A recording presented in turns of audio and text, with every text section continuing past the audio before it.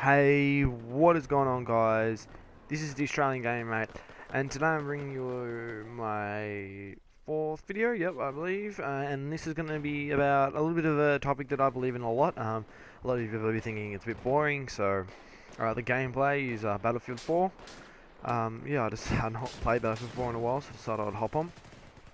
Basically, what what the whole video is about how throughout history people use propaganda, and propaganda is basically using something to your advantage. Like back in like the during World War II, it was like newspapers. So you would write, just say the enemy is bad and this and that. That's very hard, like very rough way to explain it, but the enemy is this. You would sometimes it would even be lies. You'd be saying lies about your enemies. A lot of you would know about the Cold War between Russia and America.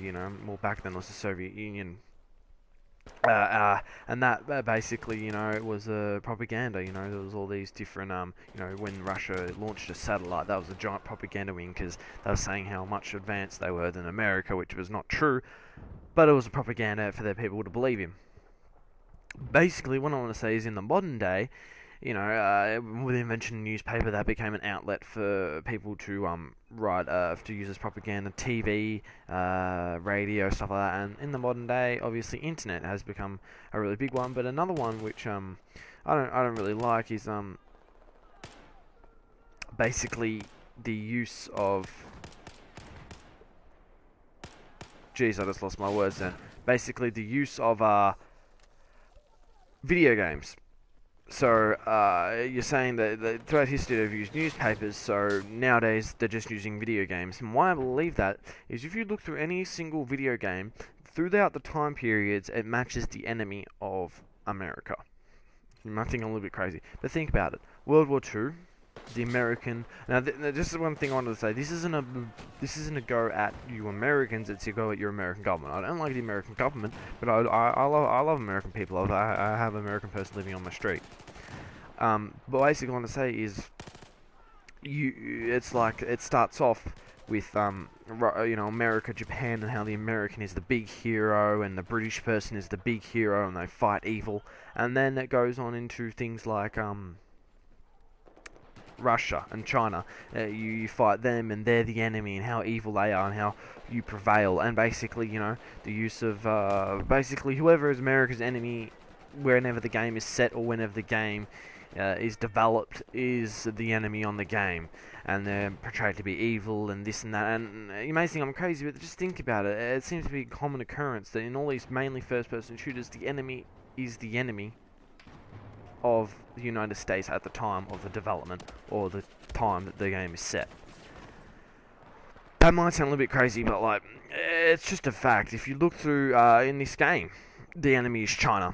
Back when the other Battlefield was set, the enemy was different. It was Russia, but now the enemy is China, because China is America's enemy now.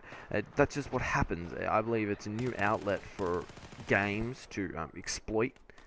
For the governments to exploit, and I'm sure in other games they do the exact same thing. How bad Americans are, and this and that, which isn't true, and vice versa.